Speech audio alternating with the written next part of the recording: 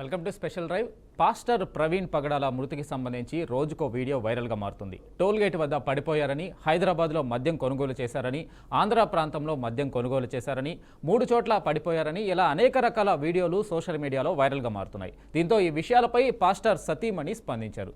తన భర్త మృతిని రాజకీయం చేయొద్దంటూ వేడుకున్నారు. మత విద్వేషాలు రెచ్చగొట్టేందుకు ప్రవీణ్ మరణాన్ని వాడుకుంటున్నారన్నారు. యేసు మార్గాన్ని అనుసరించేవారు మత విద్వేషాలు రెచ్చగొడుతున్నారని, తన భర్త ప్రవీణ్ ఎప్పుడూ మత సామరస్యాన్ని కోరుకునేవారని తెలియజేశారు. తన భర్త మరణంపై ప్రభుత్వం చేస్తున్న దర్యాప్తుపై పూర్తి నమ్మకం ఉందంటూ ఆమె చెప్పారు.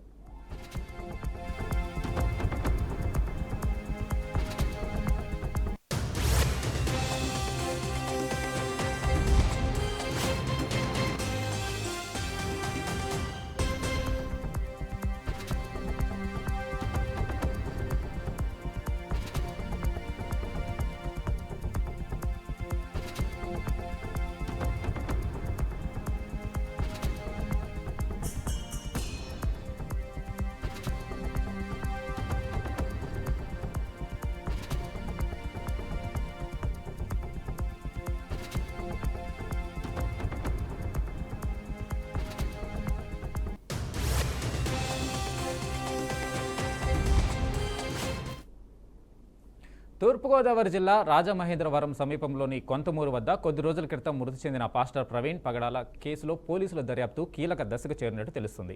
అనుమానాస్పద మృతిగా కేసు నమోదు చేసిన పోలీసులు దాన్ని ఛేదించేందుకు వివిధ ప్రాంతాల్లో ఆధారాలు సేకరించారు. వాటన్నిటినీ విశ్లేషిస్తూనే పోస్టుమార్టం, ఫోరెన్సిక్ నివేదికల ఆధారంగా ఓ అంచనాకి రానున్నారు. 1-2 రోజుల్లో దర్యాప్తు వివరాలు వెల్లడించే అవకాశం ఉంది. పాస్టర్ను హత్య చేశారని సామాజిక మాధ్యాల్లో మాట్లాడిన వారికి పోలీసులు నోటీసులు జారీ చేసి ఆధారాలను అందజేయాలని కోరుతున్నారు. అమలాపురం మాజీ ఎంపీ జీవి హర్షకుమార్కు 2 దఫాలు నోటీసులు ఇవ్వగా ఇప్పటి వరకు ఆధారాలేవీ ఇవ్వలేదని దర్యాప్తు అధికారి తెలిపారు. అవసరమైతే మరో దఫా నోటీసులు ఇస్తామన్నారు. ప్రవీణ్ మృతిపై అనుమానాలు వ్యక్తం చేసిన పలువురు పాస్టర్లకు నోటీసులు ఇచ్చి వివరాలు సేకరించినట్టు తెలుస్తుంది.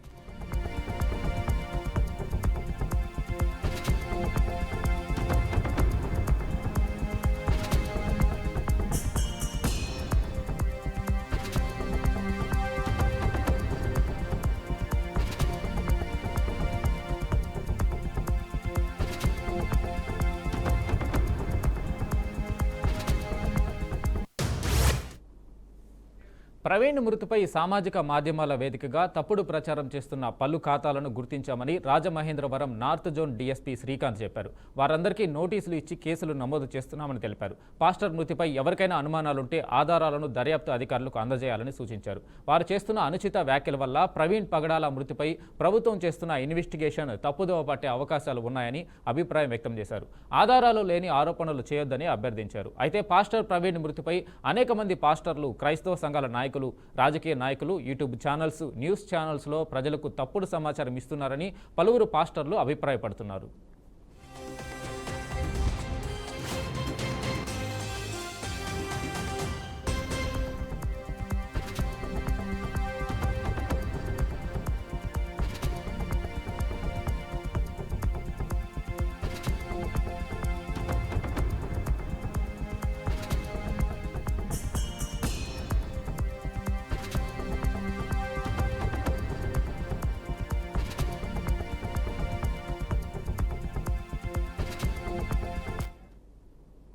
పూర్తి ఆధారాలు లేకుండా పాస్టర్ ప్రవీణ్ మృతిపై విశ్లేషణలు చేయొద్దని కోరారు. పాస్టర్ ప్రవీణ్ పగడాల మరణాన్ని రాజకీయ, మతపరమైన ప్రయోజనాలకు వాడుకోవడం ఆపి వేయాలని ఆయన సతీమణి జెసికా పగడాల సోదరుడు కిరణ్ కోరారు.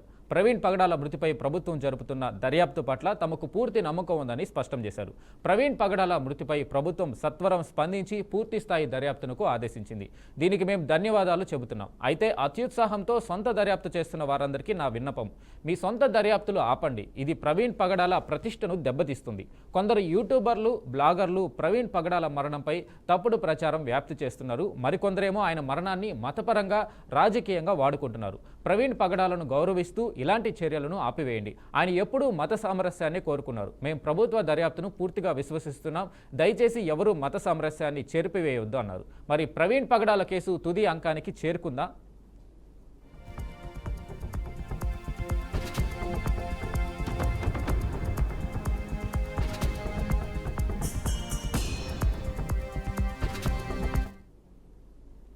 ఇక దీనిపై స్పందించడానికి ఎనలిస్ట్ కోటేశ్వరరావు గారు ఉన్నారు. ఆయన అడిగి మరింత సమాచారం తెలుసుకున్నాం. కోటేశ్వరరావు గారు చెప్పండి, ప్రవీణ్ పగడాల మృతి పట్ల పోలీసులు అయితే ఆధారాలు సేకరించడం, దానికి ఒక కన్క్లూజన్కి రావడం జరిగింది. కానీ మత నాయకులు కావచ్చు, పాస్టర్లు కావచ్చు, కొంతమంది అయితే ఇది అవాస్తవం అని చెప్తున్నారు. సో దీన్ని మనం ఎలా చూడాలి? ప్రవీణ్ పగడాల మృతి అనేటువంటిది ప్రభుత్వమే చెప్పినట్టుగా అనుమానాస్పద పరిస్థితుల్లో జరిగింది అనేటువంటిది ఒక నిజం. ఆ అనుమానాస్పద పరిస్థితుల మీద పోలీస్ యంత్రాంగం సరిగ్గా స్పందించి లేదా సక్రమంగా దానికి సంబంధించినటువంటి ఆధారాలన్నింటినీ కూడా సేకరించి, ముఖ్యంగా కుటుంబ సభ్యులు లేదా దాని మీద అనుమానాలు వ్యక్తం చేస్తున్నటువంటి ఇతర ఆ క్రైస్తవ సమాజానికి చెందినటువంటి పెద్దలతోటి వాళ్ళని విశ్వాసంలోకి తీసుకొని వ్యవహరించాల్సి ఉంటుందనేది ఈ సందర్భంగా చెప్పాలి. అయితే గడిచిన కొద్ది రోజులుగా చూస్తున్నటువంటి పరిణామాలను చూసినప్పుడు ఇది రాజకీయ రంగు పులుముకున్నది అనేటువంటిది మన అందరికీ స్పష్టంగా తెలుస్తా ఉంది. ఎందుకు రాజకీయ రంగు పులుముకున్నది అనేటువంటి విషయానికి వస్తే, దేశంలో జరుగుతున్నటువంటి పరిణామాలు, ముఖ్యంగా బీజేపీ మీద, ముస్లింలు క్రైస్తవుల మీద బీజేపీ దాడులు చేస్తా ఉంది లేదా కుట్రలు చేస్తా ఉంది అనేటువంటి వాతావరణం ఉన్నది.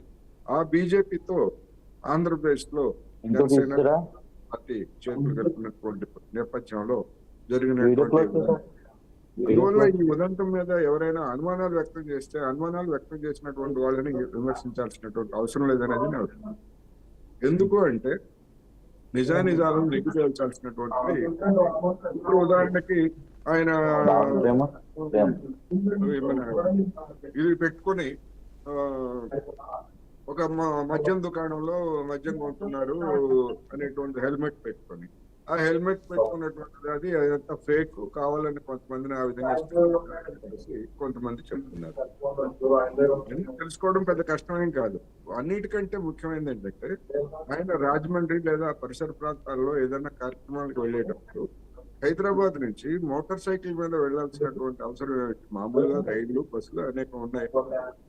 ఏదో ఒక స్వల్ప దూరానికి మోటార్ సైకిల్ మీద వెళ్ళారు, కానీ ఎందుకు వెళ్ళారు అనేటువంటి అంశం కూడా కుటుంబ సభ్యులు చెప్పాలి. అట్లాగే అంటే రెగ్యులర్ గా అదే విధంగా ఆయన మోటార్ సైకిల్ మీద ప్రయాణిస్తుంటారా, దానిలో భాగంగానే ఇది జరిగిందా అనేటువంటిది ఇవన్నీ కూడా కుటుంబ సభ్యులు కూడా చెప్పాల్సినటువంటి అవసరం.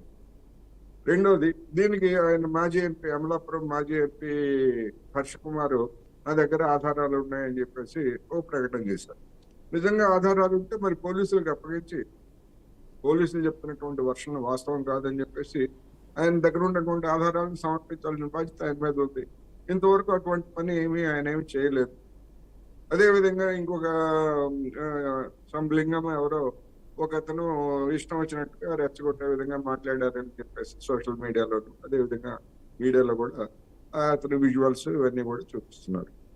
అంత రెచ్చగొట్టాల్సినటువంటి అవసరం ఉంది. ఇప్పుడు పాస్టర్ మృతి మీద న్యాయమైనటువంటి విచారణ జరిపించాలని అడగటంలో తప్పులేదు, నేను కూడా సమర్థిస్తా ఆ విధంగా అడిగేటువంటి వాడు.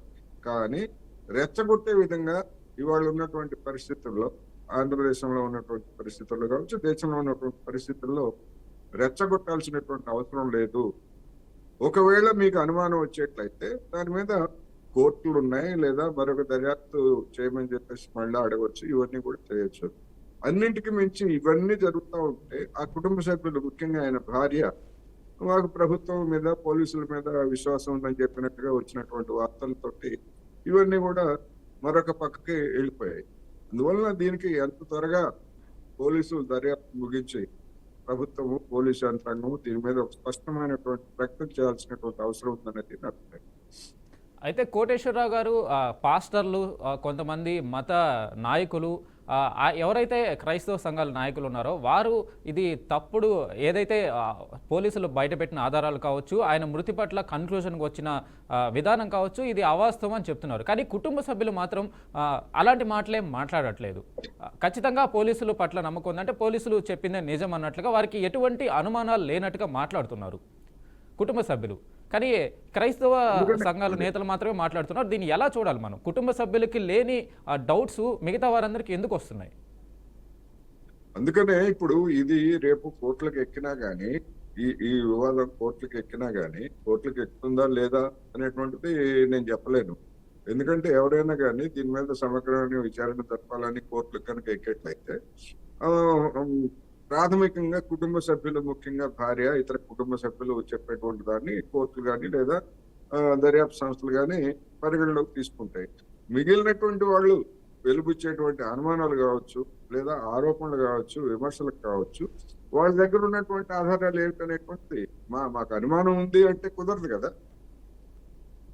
ఒక దశకు వచ్చిన తర్వాత, ఒక దర్యాప్తు ఒక దశకు వచ్చిన తర్వాత, ఒక కోర్టుకెళ్ళినో లేకపోతే ఈ కోర్టుకెళ్ళినా మేము ఇట్లా అనుకుంటున్నాము అని అంటే కుదరదు. కోర్టులు దాన్ని అంగీకరించవు. అందుకని ఇది ఏ రూపం తీసుకుంటుంది, ఈ దర్యాప్తు ఈ పోలీసులు చేసినటువంటి దర్యాప్తుని ఎవరైనా కోర్టులో గానీ లేదా ఇతరత్రా గానీ సవాల్ చేస్తారా? ఇప్పుడు ఏదైతే ఈ క్రైస్తవ సంఘాల నాయకులు గానీ లేదా ఇతర రాజకీయ పార్టీల నాయకులు గానీ వాళ్ళు సవాల్ చేస్తారా? లేకపోయేట్లయితే మళ్ళా పునరాలోచించుకొని లేదా మళ్ళా దర్యాప్తు సంతృప్తికరంగా లేకపోతే కుటుంబ సభ్యులే మళ్ళా దాని మీద ఒక భిన్నమైనటువంటి వైఖరి ఏమన్నా తీసుకుంటారా? ఏం జరుగుతుందనేటువంటిది మనం ఊహించలేము. ఎందుకంటే దీనిలో రాజకీయాలు, రాజకీయ నాయకులు, ఒత్తిళ్లు అన్నీ కూడా ఇన్వాల్వ్ అయినట్టుగా కనిపిస్తా ఉంది. ఏమైనా ఒక దురదృష్టకరమైనటువంటి ఘటన అది. అతను మరణించడం అనేటువంటిది. అటువంటి పరిస్థితి మరొకరికి ఎవరికీ కూడా ఒక పాస్టర్ అనే కాదు, ఎవరికి కూడా రాకూడదు. ఈ విధమైనటువంటి వివాదాల్లోకి అసలు చిక్కుకోకూడదు అనేది మనం చెప్పుకోవాలి. అయితే కోటేశ్వరరావు గారు, కొంతమంది అనుమానం వ్యక్తం చేస్తున్న విషయం ఏంటి అనంటే, ఏ వ్యక్తి అయినా సరే ఒకసారి మద్యం సేవించిన తర్వాత, ఒకసారి యాక్సిడెంట్కి గురి కాబడిన తర్వాత మళ్ళీ మద్యం సేవించడం అనేది చాలా వినడానికి కూడా చాలా ఇబ్బందిగా ఉంది. అంటే అన్నిసార్లు ఒకసారి యాక్సిడెంట్కి గురి కాబడ్డ వ్యక్తి మళ్ళీ మద్యం కొనుగోలు ఎందుకు చేస్తాడు, మళ్ళీ ఎందుకు పడతాడు అనేది కొంతమంది అనుమానం వ్యక్తం చేస్తున్నారు. ఇప్పుడు ఒకసారి కొన్న తర్వాత పడ్డారు అని చెప్తున్నారు. ఆ పడినటువంటి దెబ్బలు చిన్న చిన్న దెబ్బలు అయితే అదేమి పెద్ద సమస్య కాదు. ఎందుకంటే మనం కూడా బండ్లో నడిపేటప్పుడు అనేక సందర్భాలు అనేక మంది పడుతుంటాం. లేదు మద్యం తాగకుండానే పడుతుంటాం, దెబ్బలు తగులుతాయి. ఏదైనా చిన్న చిన్న దెబ్బలు అయితే మళ్ళీ అదే బండి మీద వెళ్తాము. అందుకనే ఇప్పుడు ఆయనకి ఆ మద్యం తాగేటువంటి అలవాటు అంటే ఒక హ్యాబిచువల్ గా డ్రింకరా లేకపోతే ఏమిటి అనేటువంటిది కూడా కుటుంబ సభ్యులు చెప్పాలి. రెండోది అటువంటి అలవాటు ఉన్నటువంటి వ్యక్తిని మోటార్ సైకిల్ మీద ప్రయాణం చేయడానికి కుటుంబ సభ్యులు ఎందుకు అనుమతిస్తున్నారు, ఎందుకు అనుమతించారు? ఇలాంటి సమస్యలు కూడా వస్తున్నాయి కదా. పోలీసులు చెప్తున్న దాని ప్రకారం ఏంటంటే పదే పదే తాగుతూ వెళ్ళటం, బండి నడపడం హైదరాబాద్ నుంచి రాజమండ్రి వరకు అనేటువంటిది అసాధ్యమైనటువంటి విషయం ఎవరికైనా. అందుకనే అనుమానాలు రావడానికి కారణం అదే.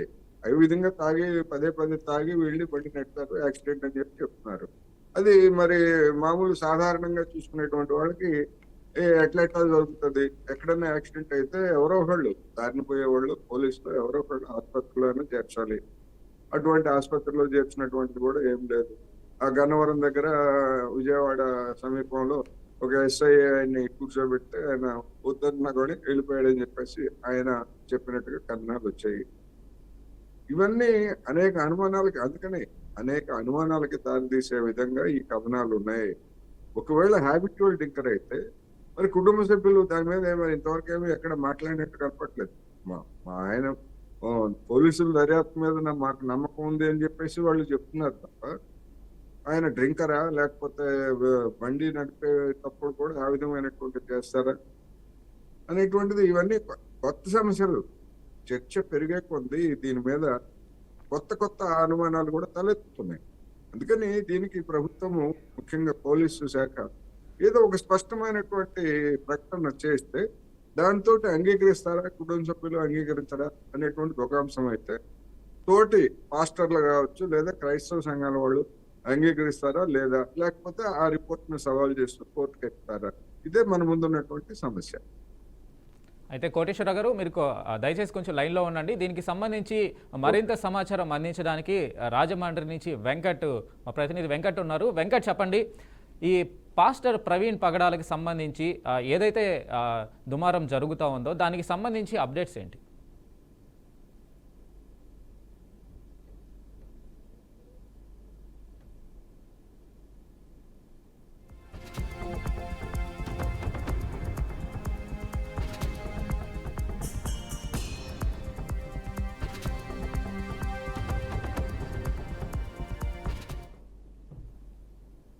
Okay, right. కోటేశ్వరరావు గారు, అయితే మనం చూడాల్సింది ఏంటి అని అంటే, ఒకసారి యాక్సిడెంట్కి గురి కాబట్టి వ్యక్తి మద్యం సేవించున్నాడు, అతను డ్రంక్ అండ్ డ్రైవ్లో పట్టుబడ్డాడు ఒక ఎస్ఐకి. సో అతనికి కౌన్సిలింగ్ ఇవ్వాల్సిన అవసరం ఉంది, ఆ టైంలో అతనిని అదుపులోకి తీసుకోవాల్సిన అవసరం ఉంది. అలాంటిది ఒక ఫోటో తీసుకొని ఆయన ఫోటో మాత్రమే తీసుకొని పంపించేయడం వెనక కూడా కొన్ని అనుమానాలు వ్యక్తం కాబడుతున్నాయి. మరి అదే నేను చెప్తున్నది అదే. ఇప్పుడు పోలీసులు చెప్తున్నటువంటి వర్షన్స్ లో ఇలాంటివి ఎట్లా సాధ్యం? ఆ విధమైనటువంటి తాగి పడిపోయి ఉన్నటువంటి వ్యక్తి 2-3 గంటల పాటు ఆయన అక్కడే పడుకున్నాడని, పార్క్ లోనే ఎక్కడో పడుకున్నాడని చెప్పిన తర్వాత, రెండోది ఆ బండికి సంబంధించినటువంటి లైట్లు పగిలిపోయి ఇవన్నీ చెప్తున్న తర్వాత, మరి కుటుంబ సభ్యుల్ని అతని దగ్గర ఫోన్ తీసుకొని, ఇదిగో పలానా వ్యక్తి మీ కుటుంబ సభ్యుడు వ్యక్తి ఇట్లా పడిపోయారు దీని మీద అని చెప్పేసి ఆ ఎస్ఐయా లేకపోతే ఇంకొక పోలీస్ అధికారి ఎవరనేటువంటిది కుటుంబ సభ్యుల్ని ఎందుకు కాంటాక్ట్ చేయలేదు?